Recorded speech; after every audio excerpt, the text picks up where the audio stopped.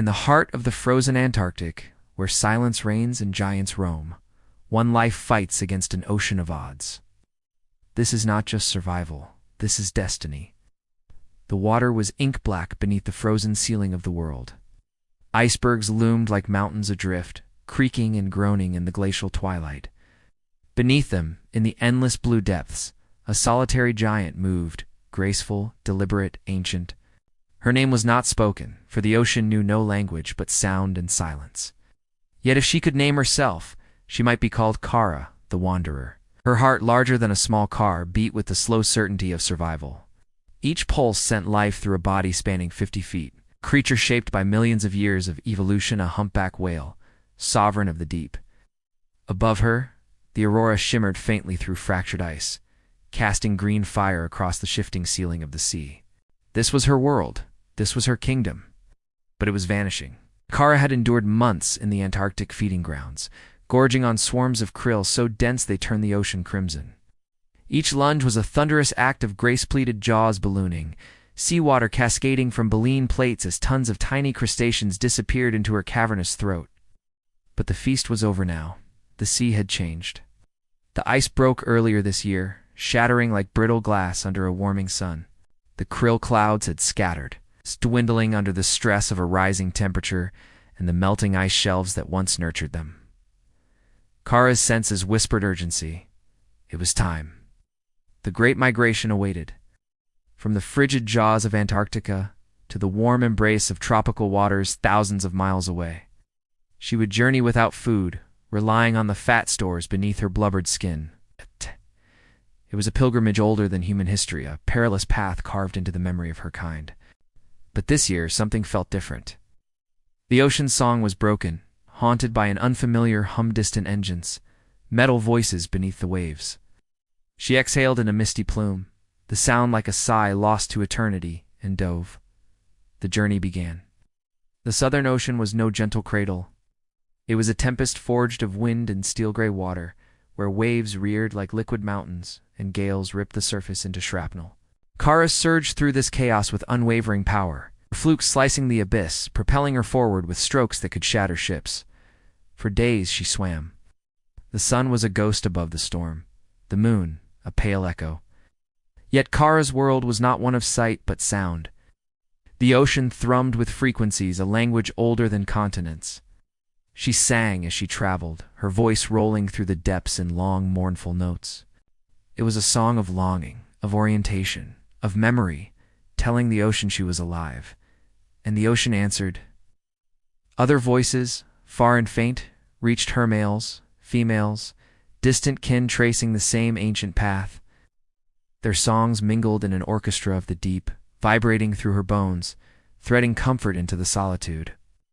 But beyond the music lay discord, harsh metallic groans, the hammer of distant propellers.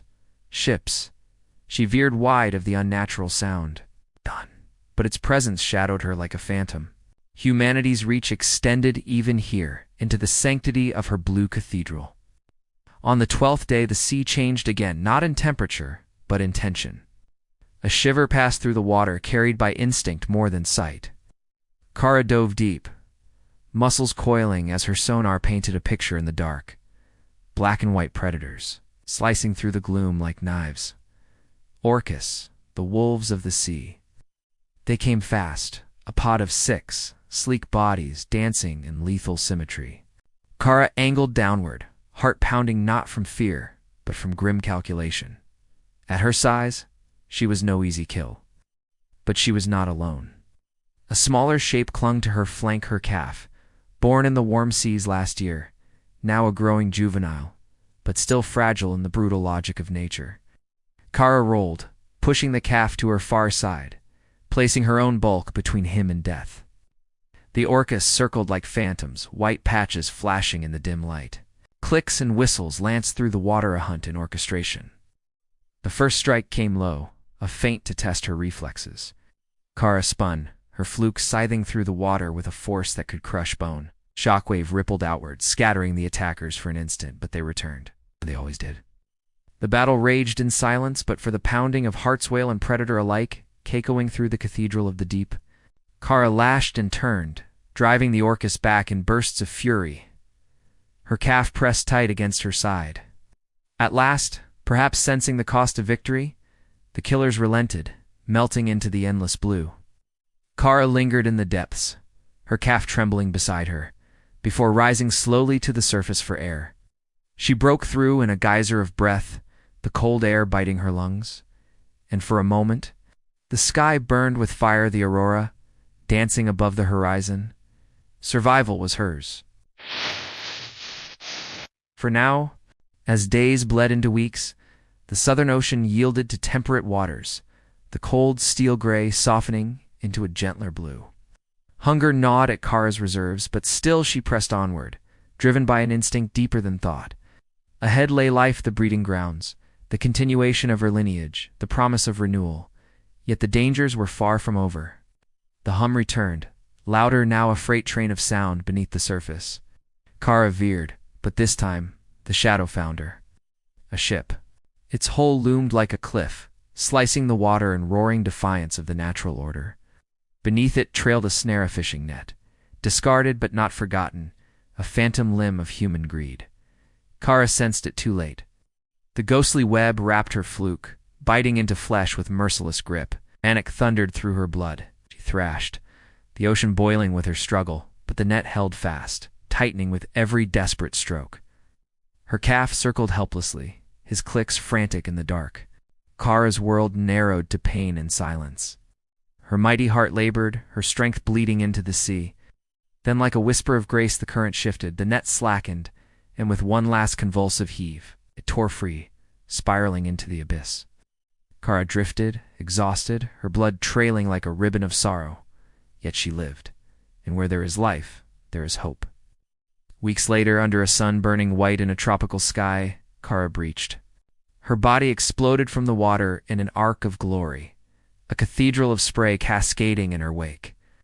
Below, her calf shadowed her every move, strong now, his flukes slicing the turquoise calm with effortless grace. The breeding grounds pulsed with life, males singing, females gliding in the sapphire expanse, an ancient ballet performed beneath a relentless sun. Kara drifted among them, her scars a testament to survival, her song a hymn to endurance. The ocean was changing. The ice she had left behind melted faster each year. Songs grew fewer. The hum of ships grew louder. Kara sang anyway, a melody that carried for miles, threading hope through the water like sunlight through the dark. For as long as breath filled her colossal lungs, as long as her heart beat its slow, solemn rhythm, she would endure. Above, the sky burned gold. Below, the deep held its secrets. And in that vast, eternal blue, a single note rose, a call, a prayer, an echo of the deep. Her journey was not the last, but it might be among the last, if the world remained deaf to her song.